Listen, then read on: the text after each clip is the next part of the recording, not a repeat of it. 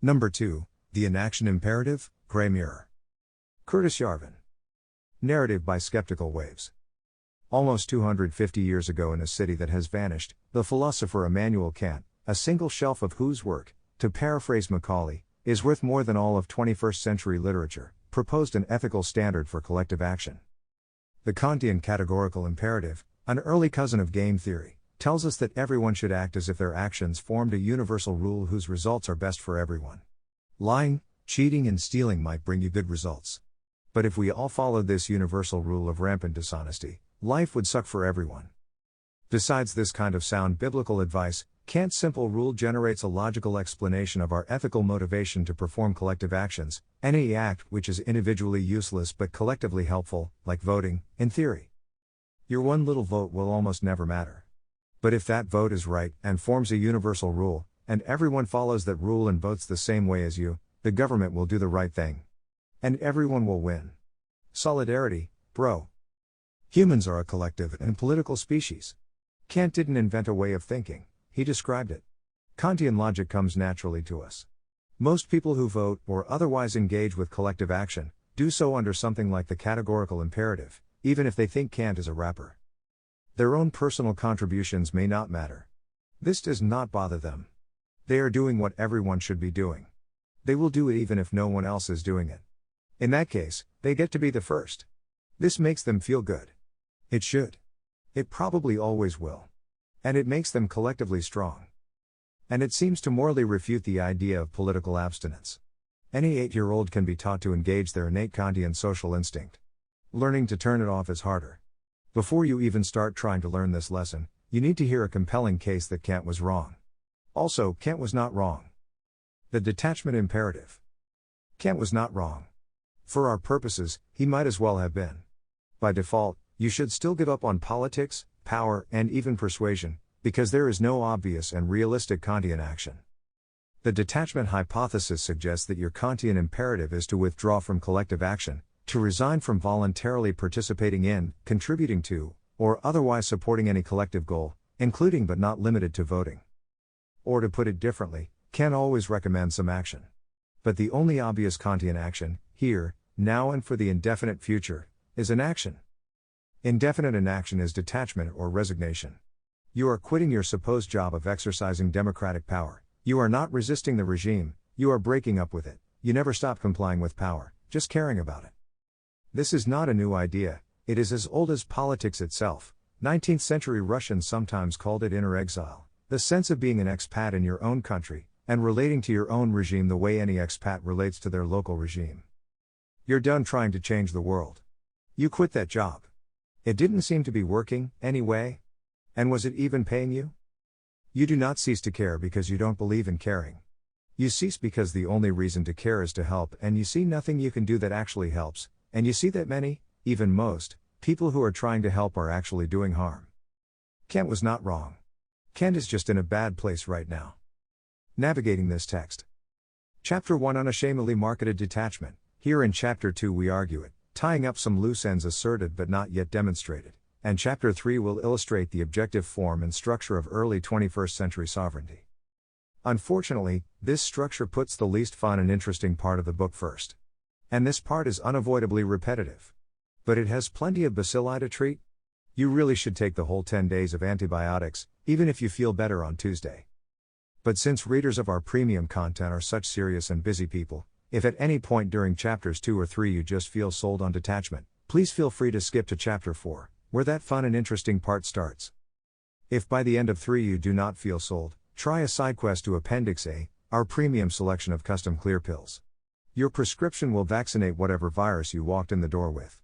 Read yours, read them all. If you remain unconvinced, Gray Mirror might just not be the book for you. Sure, you can plunge into chapter 4 while still feeling engaged with power.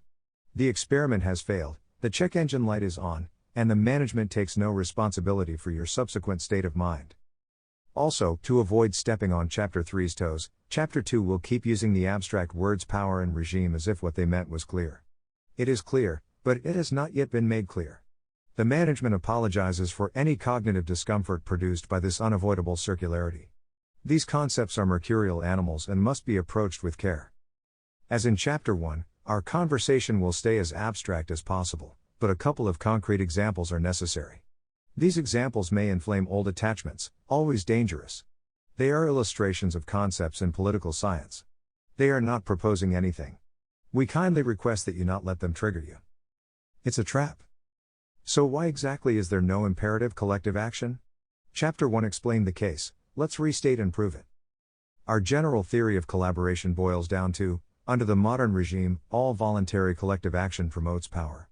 Anyone whose subjective intent is to act collectively, with power or against it, is objectively reinforcing power. Whichever side you're on, it's a trap.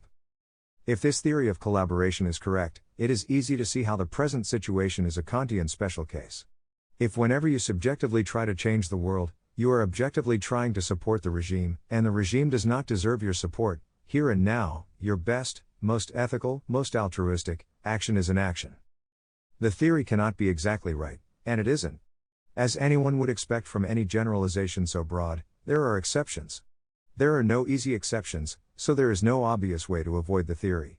The message is not that the traps cannot be avoided, but that if you lack some strategy to avoid them, you're in one. Also, doesn't it feel right? At least in 2020? But in 2020 or any other year, logic is not about feels. To litigate the hypothesis that all voluntary collective action promotes power, we're going to have to methodically inspect each and every one of these traps.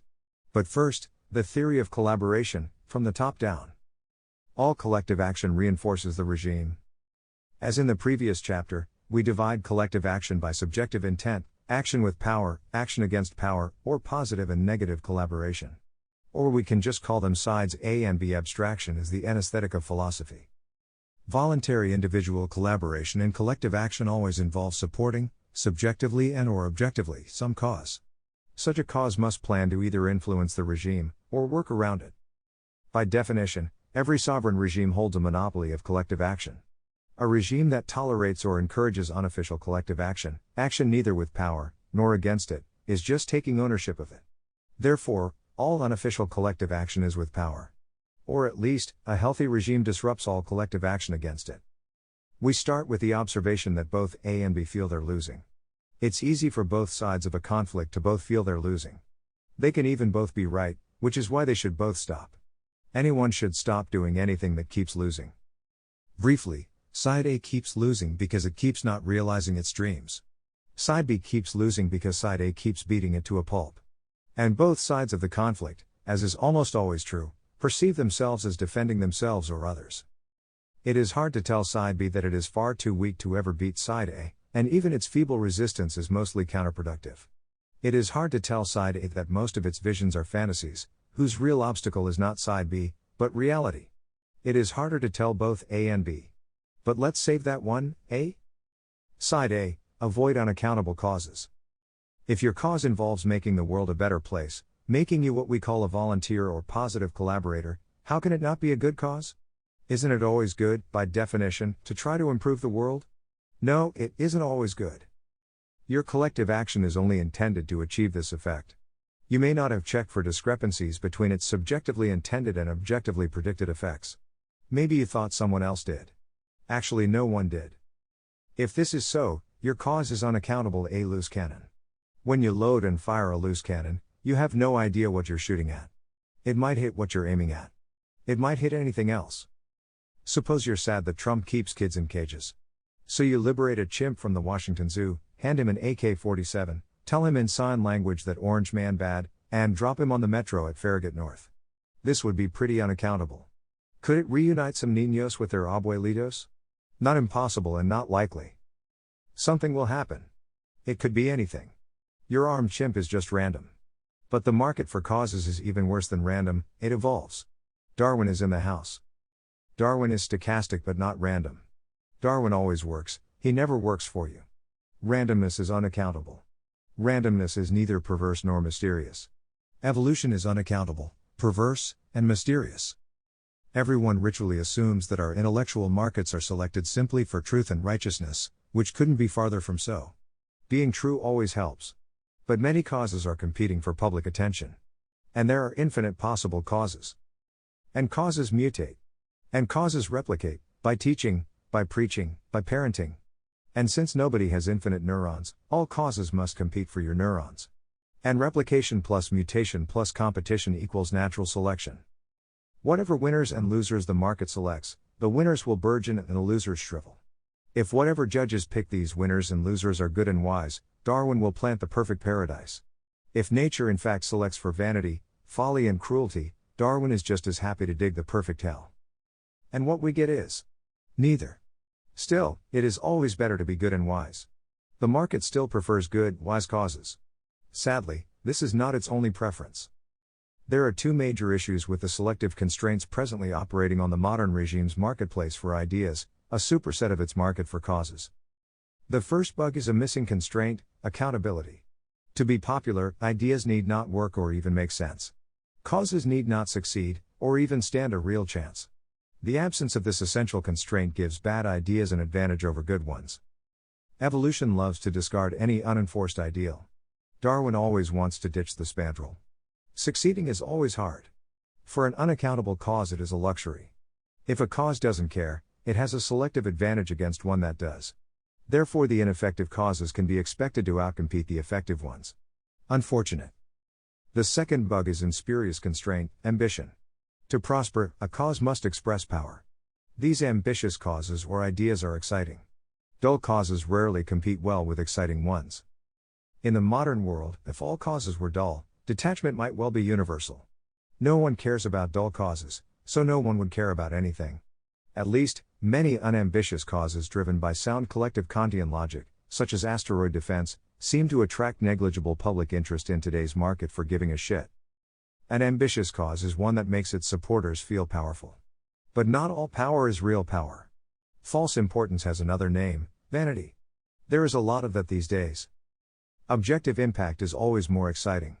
But objective impact need not align at all with subjective intent. Impact may be totally unrelated to intent. Impact may be directly opposite intent. Impact may match intent, plus unintended consequences.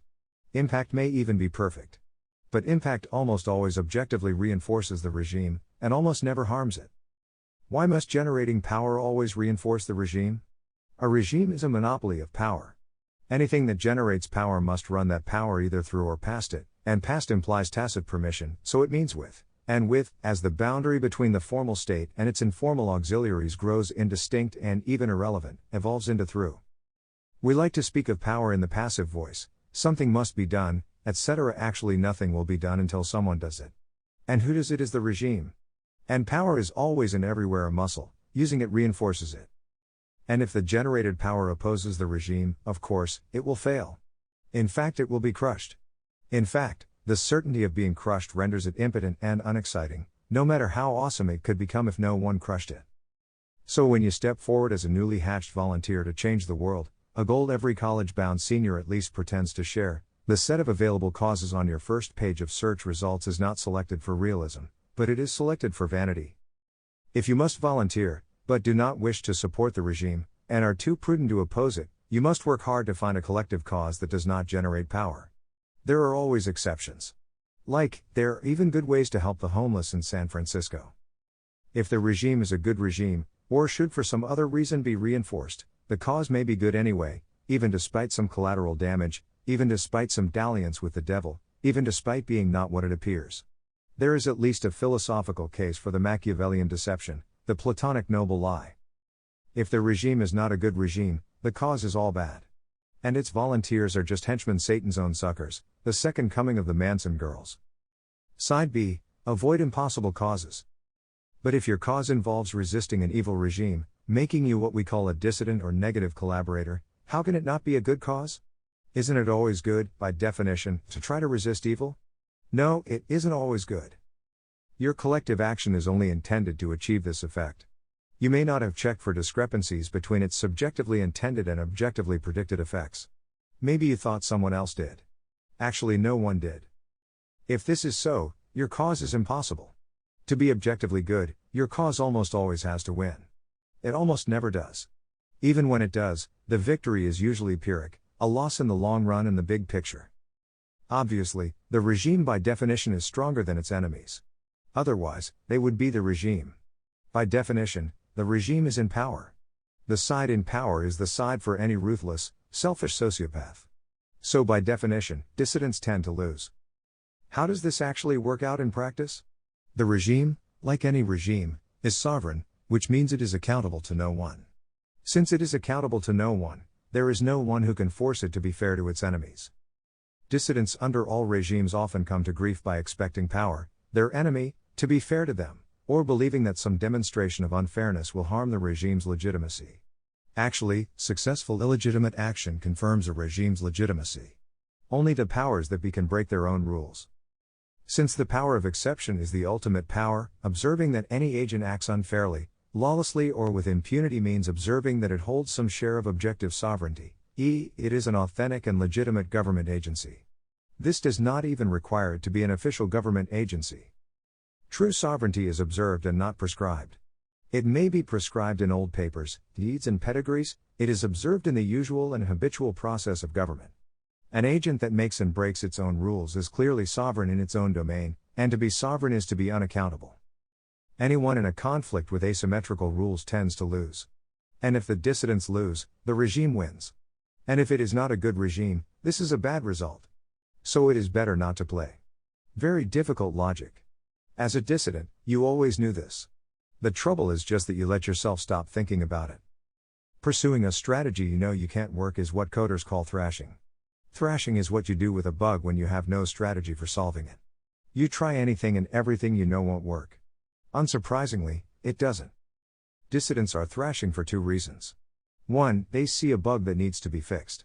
2. Like volunteers, like everyone, power excites them. Trying to fix the world, or makes them feel relevant, which makes them feel big and good, like porn or blow. Actually, once you feel yourself thrashing, the right thing to do is always to step away from the keyboard, then lift or surf or run or something. There's at least half a chance you'll solve the problem before you get back. But at least, when thrashing at your keyboard, your worst case scenario is that your work is useless. Or at least, it's hard to delete the production database or the whole source tree.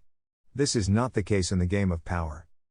Not only is political defeat always and everywhere hazardous to your personal health and good fortune, dissidents too are vulnerable to impact inversion. Collectively, their impact is quite often the opposite of their intent, at least as often as for volunteers. The primary impact of dissidents in the modern regime is as scapegoats and/or naive provocateurs. Power, which would otherwise have to explain its troubled relationship with reality, instead gets enemies it can blame for its failures, shoring it up nicely. While these enemies are perfectly sincere in their animosity, and can be irritating and even damaging, they are orders of magnitude too weak to be an existential threat. And even if dissident energy is simply wasted, all energy is finite. Even dissipating the enemy's energy is a victory. And this is how most dissidents, too, reinforce the regime. So completes the general theory. Postulates of the general theory. This all sounds good, you think, but there is still too much marketing in it. Let's go back through the hypothesis and look at what we've asserted, but have not proven. On side A, we assert that positive causes are A. Unaccountable, not selected to be capable of achieving their ultimate goals. B. Vain, selected to maximize expression of power, real or apparent. On side B, we assert that negative causes are A. Doomed, almost never capable of achieving even their proximate goals. B. Frivolous, selected to maximize their sense of excitement.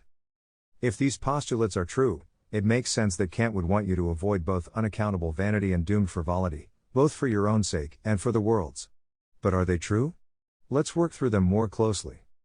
Substack has an effective length limit, so I've split out this chapter into two more parts: positive causes, negative causes. Or you can